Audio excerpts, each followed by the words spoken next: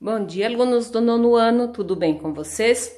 Então, dando continuidade ao nosso estudo de figuras semelhantes, hoje nós vamos estudar sobre a semelhança em triângulos.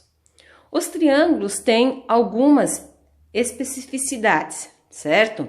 Então, nós vamos estudar os 3 casos de semelhanças de triângulos.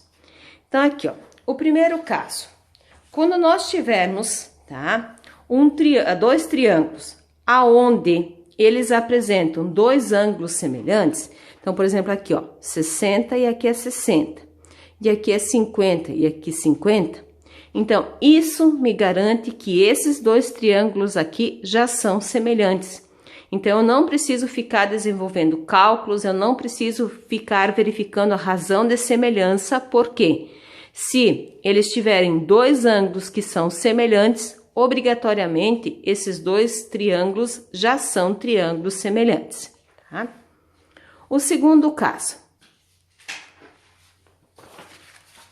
Então, se o triângulo, ele apresentar lado, ângulo, lado, sendo os lados proporcionais e os ângulos iguais, eu não preciso verificar os outros ângulos e nem esses 2 lados para verificar se eles são figuras semelhantes.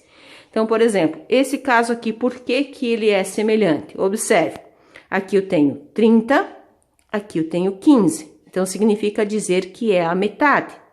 Da mesma forma, 28, 14 é a metade. Então, a razão de semelhança desse triângulo para esse é a metade, né? Ou seja, esse triângulo é o dobro desse.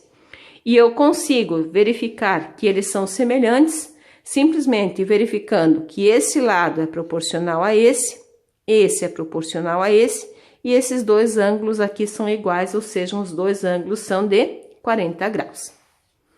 E o terceiro caso de semelhança de triângulos é quando nós temos 3 lados que são proporcionais.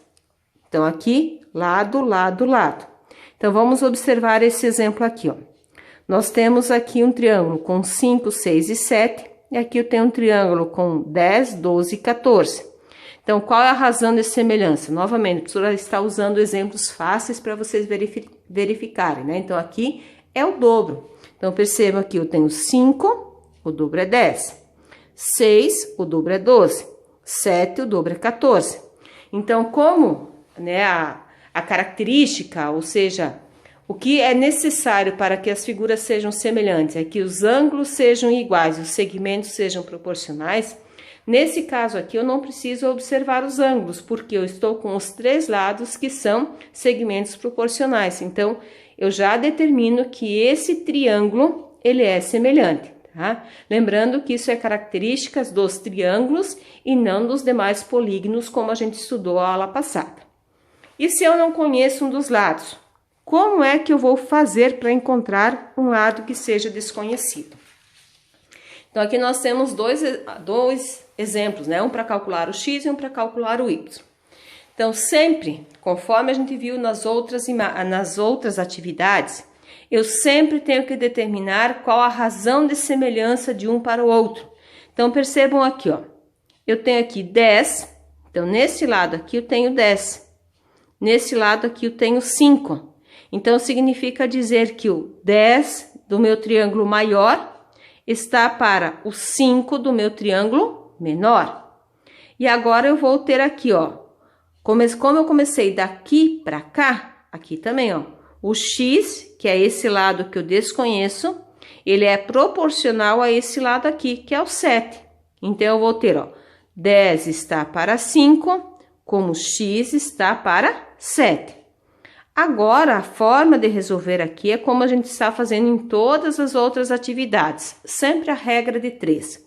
Então, x está para 5, como 10 está para 7 aqui, né? Multiplicando, ó, 5 vezes x, 5x, 10 vezes 7, 70.